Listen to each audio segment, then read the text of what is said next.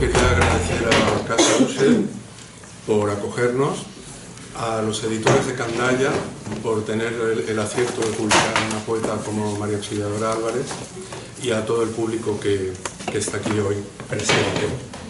Este texto que voy a leer, por supuesto, no es una crítica, no es una reseña, es una lectura desde la poesía. Lo he titulado Una piedra en el lenguaje, piedra en U, de María Auxiliadora Álvarez.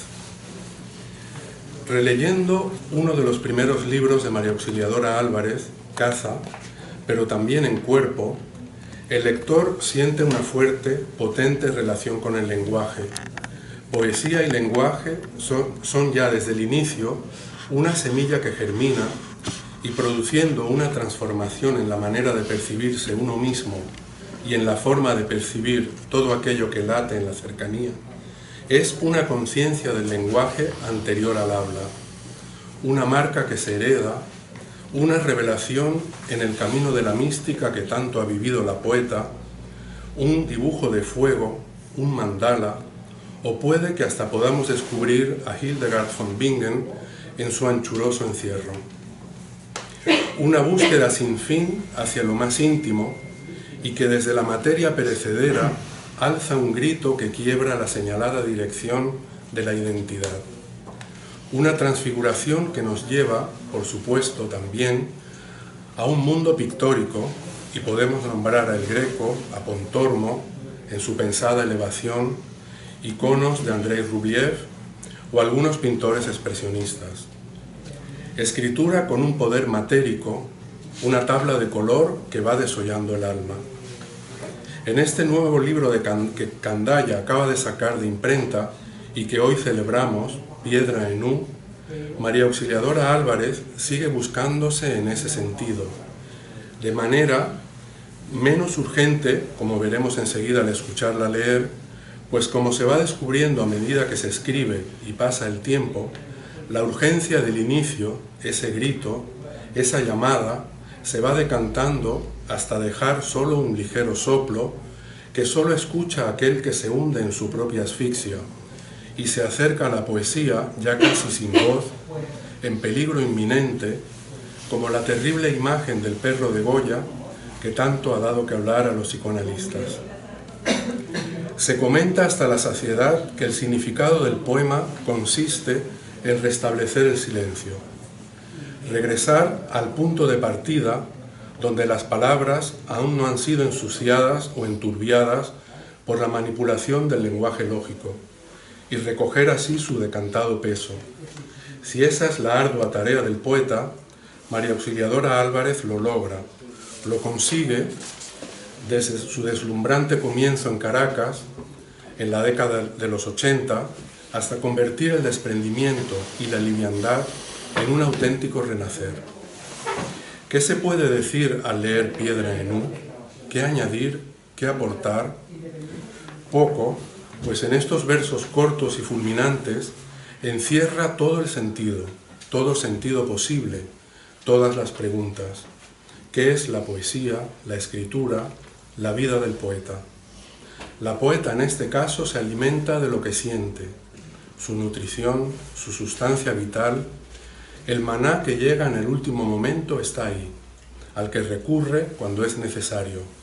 Y así vemos en estos versos, para que un día esa piedra en U de la lengua congelada pudiera alimentar otra vez, tal vez, al parlante sobreviviente. A todo lo dicho podemos añadir que la poesía, en la obra de María Auxiliadora Álvarez, no es un cúmulo de acontecimientos. Más bien, a medida que se lee, descubrimos una secuencia de visiones. Es esencia y símbolo. Y no se trata de la corriente que trabaja con el simbolismo, no va por ahí. Es ante todo un tiempo mucho más largo, que va de las cosas a su significado intrínseco, a su símbolo, abandonando la palabra, me atrevo a decir, abandonar el medio de expresión para alcanzar el grado de confianza pleno en el hecho creativo. La sugestión, la intuición, la impresión que se logra transmitir, su capacidad de alejarnos de lo evidente para ver qué hay detrás. Allí donde aparentemente no se dice nada es donde empieza a investigar la poeta. Expresar lo menos posible e intentar sugerir lo máximo. Y así en estos versos podemos ver: una ciénaga oscura rodea ahora el canal que cruzaste. Es la región abandonada por el no. Escarbar en la oscuridad y ser capaz de descubrir es una tarea que no todos logran. Sí, María Auxiliadora Álvarez en Piedra en U, su nueva publicación, y libro fundamental en su intenso trabajo de aclaración, de búsqueda de ese resquicio de luz que nos permite vivir mejor, un ápice de sentido. Vamos a escuchar a una poeta fundamental en el panorama de la poesía venezolana, una de las poetas claves para comprender la poesía latinoamericana actual, la poesía en lengua española. María Auxiliadora Álvarez nació en Caracas en 1956 y es licenciada en Artes Plásticas y doctora en Letras Hispánicas por la Universidad de Illinois. Ha enseñado en la Universidad de Illinois y en la UNAM de Ciudad de México. En este momento es profesora en Miami University, Ohio. Con anterioridad a Piedra en U, tiene publicados los siguientes libros de poesía: Mis pies en el origen, Druckeray y Buitenweg, Paramaribo, Surinam, 1978, Cuerpo, Fundarte, Caracas, 1985 y 1993, Caza, también publicado en Fundarte, Caracas, en 1990 y otra vez en 1993, Inmóvil, en la ya mítica editorial Pequeña Venecia, de Caracas, en 1996, Pompeya, por la Universidad de Puebla y Luna Arena, en México, en 2003, El Eterno Aprendiz, Vid y compañía, en Caracas, 2006, Lugar de Pasaje, antología, por Monte Ávila, Caracas, en 2009, y la antología Las Nadas y las Noches, en Candaya, Barcelona, en 2009. Antes de escucharla, antes de su lectura, tengo que decir que acompañar a María Auxiliadora Álvarez en su presentación barcelonesa es para mí un honor y una inmensa alegría, pues se trata de una poeta que leo con admiración y una queridísima amiga, tan cercana, tan hermana. Ahora vamos a escucharla.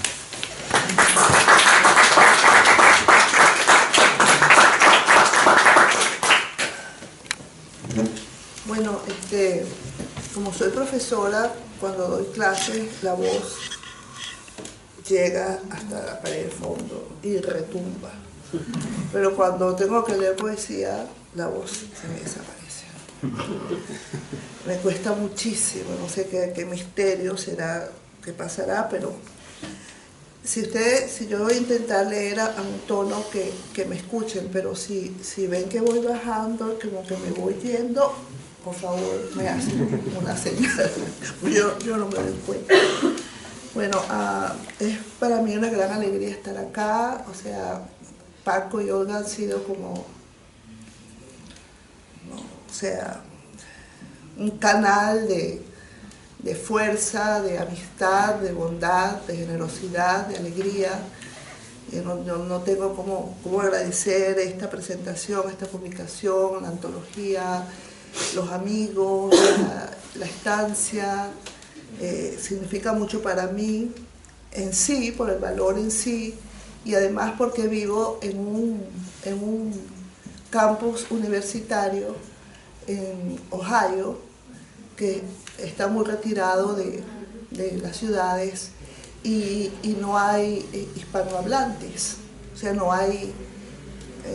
cuando yo llegué hace 15 años había 1%, que yo creo que era yo. Y ahora han venido estudiantes de Corea y de Japón, y creo que hay un poco más, pero en verdad el español no se escucha, o sea, ¿no? Y entonces, claro, para mí son como muchos regalos a la misma vez, regalos importantes, porque ya me voy para mi tundra invernal, me voy fuerte, alimentada, feliz y agradecida. Y esta presencia de ustedes acá, pues también para mí es un motivo de regocijo, de gratitud, de amistad, pues, un motivo por los que uno vive. Yo voy a leer poemas de los 2 libros, empezando un poco por el del título, que siempre me preguntan, ¿qué piedra en U? ¿Qué es? Y en verdad representa, es un símbolo del lenguaje, ¿no? O sea, de la lengua, pero un símbolo básico como lengua, pero realmente quiero remitirme al lenguaje, que es esto que le hablo, la falta de la lengua. Y después voy a leer unos poemas, como dijo Olga, sobre algunas ciudades balcánicas, que no todas han sido recuperadas, es un trabajo largo de muchos años. Y, o sea, por 10 años estuve visitando, viviendo por 6 meses, por mucho tiempo, y estos poemas los escribí un poco para referirme a las secuelas psicológicas y físicas, ¿no? Pero también antes ya había tocado este tema cuando mis estudiantes en el año, cuando fue, creo que fue 2001, que empezaron a irse a la guerra. O sea que, profesor, me tengo que retirar del curso, o sea, me convocaron, o esta tarde se va mi papá y se va mi hermana, o sea, jóvenes los 2 sexos, o sea, que ni siquiera sabían por qué iban, para qué iban. O sea, era realmente desolador ver estos muchachos dejando su vida. Y ya en ese entonces había escrito unos poemas sobre el tema de la destrucción moral de las guerras. Y finalmente voy a leer 2 poemas sobre el exilio, la separación familiar y la soledad. Si no están cansados, los poemas son cortos. Al final voy a leer un poema que va a cerrar de manera circular el tema de la lengua, que realmente es ahorita el que me ha, ¿no? O sea, el que me tiene, pues, que tiene mi atención total. Porque quería preservar la vida de algunos sonidos, transformó su boca en depósito de hielo. Todo lo que guardaba allí pervivía. Ciertos sonidos alcanzaban puntos de tan alta temperatura que estallaban o se agrietaban. Pero otros sonidos a la espera entraban a sustituirlos para que un día esa piedra en U de la lengua congelada pudiera alimentar otra vez, tal vez, al parlante sobreviviente.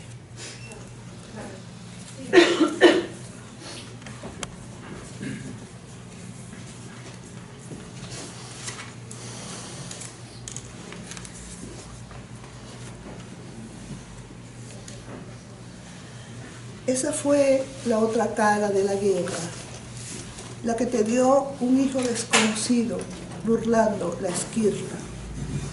Esa fue la otra cara, el mismo hijo, nacido por segunda vez de la explosión. Esa fue la otra cara del día al fin ineficaz, la arrogancia del cenit cegada en el laberinto de la inutilidad, el envío a destiempo de una vianda innecesaria. Blanco de un proyectil irreductible, tu hijo nació demasiado joven para aprender a ser disparado. El polvo de la demencia cubre inocente los cajones. En las épocas de las grandes tumbas, todo era blanco. Los techos, los pisos, las paredes. Y aunque no había aire, ni puertas, ni ventanas, se oteaban en silencio grandes horizontes. A una hora siempre exacta en esa época, la gente muy amable se acostaba bien vestida. Era en verdad un placer estar muerto en esos días. Abrigos, comida, agua, todo bien organizado. Solo el desparpajo de los cuervos en los sueños era la única irregularidad que soportar. Este poema lleva un título que voy a leer, que es Piedras de reposo. Todo lo que quiero decirte, hijo, es que atravieses el sufrimiento. Si llegas a su orilla, si su orilla te llega, entra en su noche y déjate hundir. Que su sorbo te beba, que su espuma te agobie, déjate ir, déjate ir. Todo lo que quiero decirte, hijo, es que del otro lado del sufrimiento hay otra orilla. Encontrarás allí grandes lajas. Una de ellas lleva tu forma tallada, con tu antigua huella labrada, donde cabrás exacto y con anchura. No son tumbas, hijo, son piedras de reposo, con sus pequeños soles grabados y sus rendijas.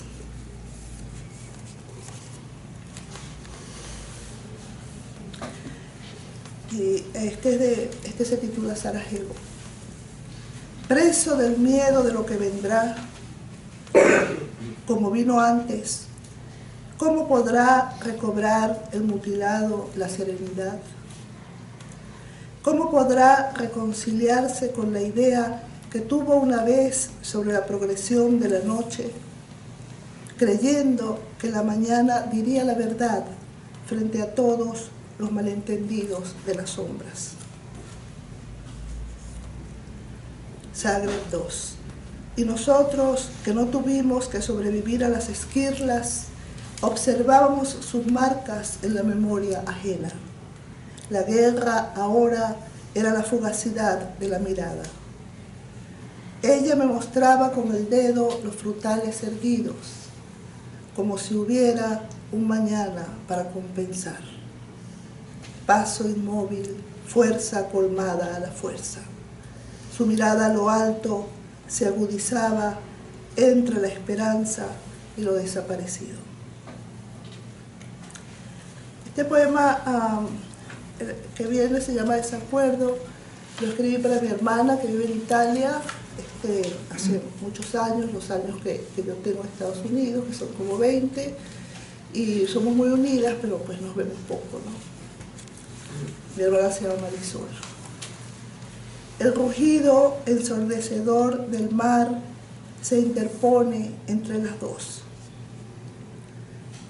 Yo le digo, creo que estamos ahogadas. Ella responde, no, no estamos ahogadas. Yo le digo, yacemos a la par en el fondo del mar. Ella responde, no, estamos de pie en la orilla. Yo le digo, de verdad creo que ya nos ahogamos. Ella responde, no, estamos respirando muy bien. Yo le digo, a mí no me entra aire. Ella responde, yo tengo aire para las dos. Bien.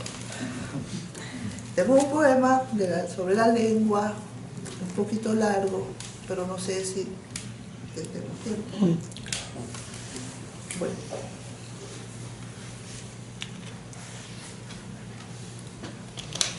Es un poquito largo, pero con pocas palabras. ¿Cómo explicar? Una paradoja, ¿no? Porque como las palabras están en fila, van tomando espacio, pero si las pones todas juntas, ¿ves? O sea que no sé si el poema es largo. El verano pasado Fui a la tumba de mi padre y le pregunté: Padre, nosotros tenemos una lengua, ¿no es así? Nosotros somos una lengua, ¿no es así? Tú fuiste el primero en convertirte en lengua.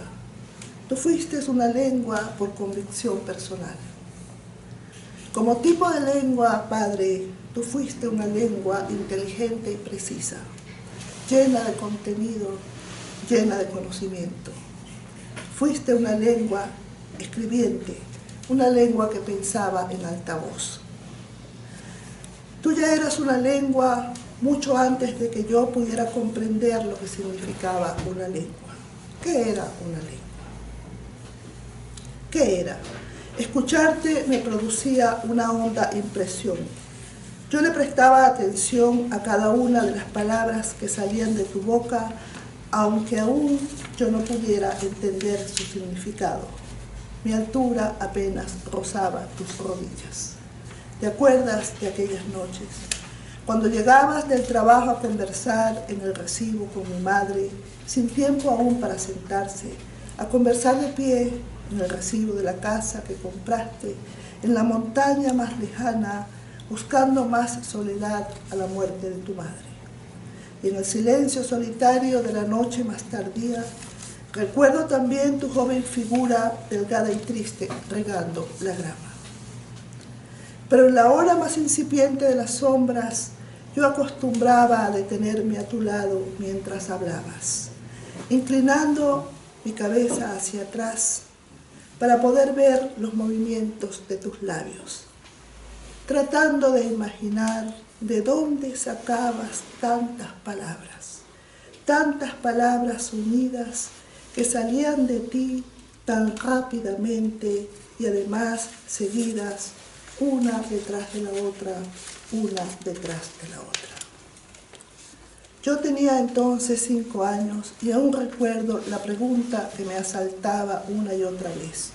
¿Dónde conseguiría él tantas palabras? ¿De dónde las traería? Aquello era una vorágine amable y puntual que producía palabras sin cesar, palabras que alcanzaban para todos. Palabras que reverberaban entre nosotros desde las 6 de la mañana hasta la medianoche, golpeando de leve adentro y afuera como una suave tempestad en el pensamiento. Palabras que iban construyendo largos caminos en la cabeza, con moradas de paso y moradas permanentes. Palabras que subían y bajaban escaleras interminables. Palabras que avanzaban bajo el sol sobre brillantes autopistas o se deslizaban a conciencia sobre rieles yuxtapuestos y bifurcados. Palabras suspendidas que oscilaban gozosas en el vértigo o descendían airosamente con prístina entonación, moderadamente suave y moderadamente firme. Padre, yo recibí mi lengua de ti y por ti me convertí en lengua. Pero mi lengua no es continua como la tuya, porque el silencio de mi madre también se introdujo en mí y entrecortó mis palabras. Aunque puede ser cierto también que al igual que ella, yo tampoco pueda abrir completamente el recinto de mis sentimientos, ni mostrar su real medida, ni producir su real sonido. Sin embargo, Padre, yo todavía creo poseer una lengua escindida por 2 aguas y todavía creo ser una lengua cruzada por 2 enormes brazos del río salpicándose entre sí. Pero lo que ha venido a sorprenderme, y tú no lo vas a creer, después de todas tus palabras, tan bien pensadas, tan perfectamente hilvanadas, perfectamente moduladas y perfectamente escritas, es que algunas personas van diciendo por ahí que nosotros no tenemos lengua, que nuestra lengua está cortada, tasajeada, defectuosa, suena mal. Y por eso estoy aquí, y por eso he venido a verte hoy, porque he estado preocupada, porque he estado sufriendo. Me parece suponer que una mala lengua no es una lengua, como una mala persona no es una persona. Por eso he venido desde tan lejos con dos preguntas formales. Yo necesito saber si tú estás seguro que nosotros tenemos una lengua. Yo necesito saber si tú estás seguro que nosotros somos una lengua. Y ahora van las preguntas en orden de aparición concatenado. Padre, nosotros somos una lengua. Padre, nosotros tenemos una lengua. Necesito que confirmes tu existencia y mi existencia, que confirmes los caracteres de la lengua que fuiste, de la lengua que soy, que me des esta tarde una copia nueva de los planos con audífonos para la traducción, donde se destaque la topografía de los terrenos, el recorrido de los cables de alta tensión, las lenguas plateadas de las autopistas, el acero organizado de los rieles y la luz sobre los puentes para que haya comunicación. Cierto es que en apariencia ahora no podemos hablar, pero desde que nos hemos mantenido conversando en el pensamiento, me parece, Padre, que todavía tenemos una lengua, que todavía somos una lengua, criaturas capaces de habla o de silencio escogido. De modo que tú podrías salir de tu silencio ahora, si no es mucho pedir, porque además necesito despejar 3 dudas urgentes, que yo encontré una forma de existir cuando empecé a pensar sobre la lengua en la noche puntual de la escucha materna, una lengua de cuerpo presente como ahora, aunque ahora horizontal, que por largo tiempo yo me nutrí de la conversación entre mis hermanos, y que últimamente me he encontrado rodeada por nietos callados y atentos junto a mis rodillas, inclinando sus cabecitas hacia atrás para seguir el movimiento de mis labios, imaginando el significado de mis palabras y escuchando a lo lejos el rumor de las autopistas y los silbidos del tren.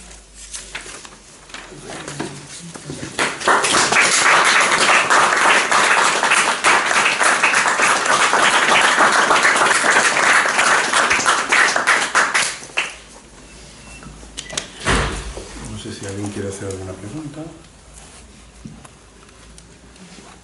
Yo tengo una pregunta sobre las explicaciones de los versitos tan cortos que he visto. Estaba pensando mientras leías el primero y Sarajevo, en realidad los versos, algunos una palabra, pero que al leerlo a veces encadenabas más de una. Entonces me preguntaba a qué emoción responden estos versos tan entrecortados, tan pausados. Bueno, lo que pasa es que desde el momento que lo escribí hasta este momento he recuperado la respiración. Porque ya sí, el poema tiene, cuando sale un libro ya tiene varios años de trabajo. Y ahorita siento como que ya estoy como respirando más largo en el lenguaje, ¿no? Pero esos poemas todos fueron naciendo muy entrecortadamente y además el espacio en la página como que ya no lo retenía, ¿no? Que siempre es el lado izquierdo. Un poco mostrando lo endeble de la construcción, ¿no? de cualquier construcción y un poco porque tiene un epígrafe, este libro de Philippe Jacotet, que explica mucho esto, mejor que yo. Te lo voy a leer, es muy corto pero es muy bonito. Día apenas más amarillo sobre la piedra y más extenso, no me podrás restablecer, ya solo puedo hablar a través de estos fragmentos parecidos a piedras que hay que levantar con su parte de sombra. Es como que o sea, responden al esfuerzo del aliento, ¿no? Lo que te daba cada respiración. Exacto. Algo así. Me gustaría, porque bueno, algunos compatriotas venezolanos tuyos aquí, y entonces sé que tu primer libro es un libro como muy fundación, bueno, no el primero que ha leído en la bibliografía, pero sí, digamos, el primero con más proyección, que fue Cuerpo. Es el primer libro que nosotros leímos de María Auxiliadora y nos impresionó muchísimo, ¿no? Me gustaría que leyeras un poema de Cuerpo, ¿no?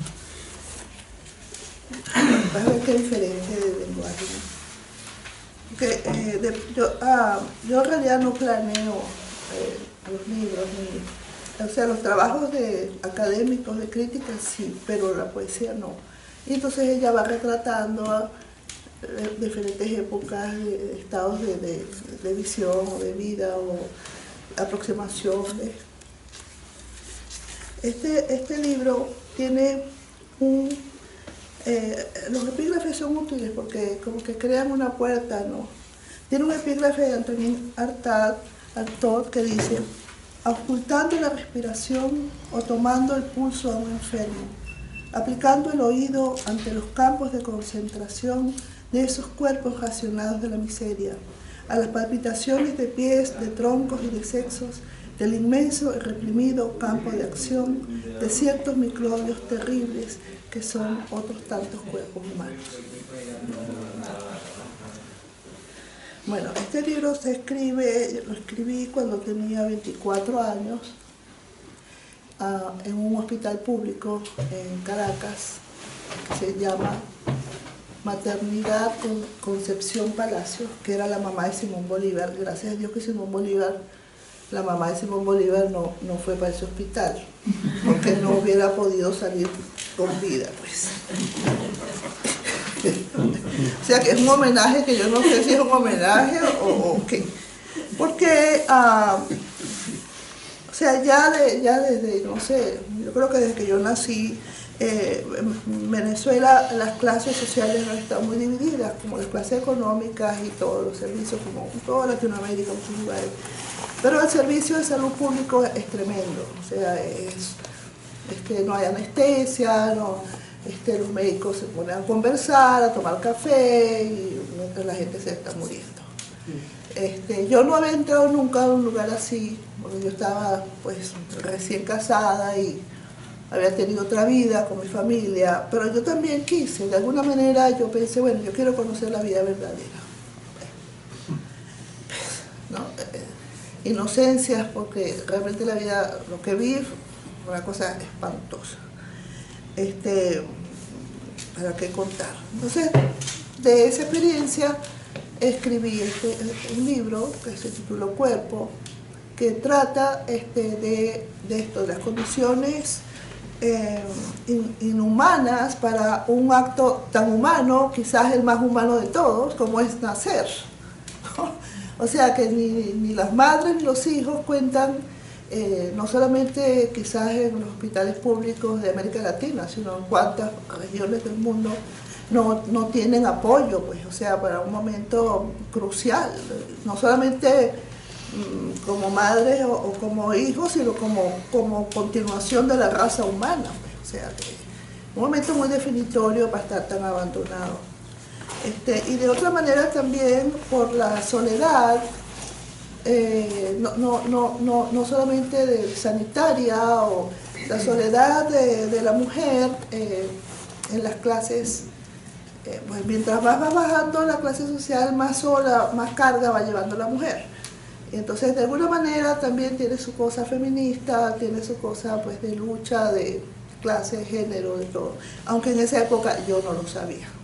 O sea, o sea, lo que me decían a mí me asombraba, porque yo en esa época no tenía tan clara el dibujo de la vida como uno adquiere después.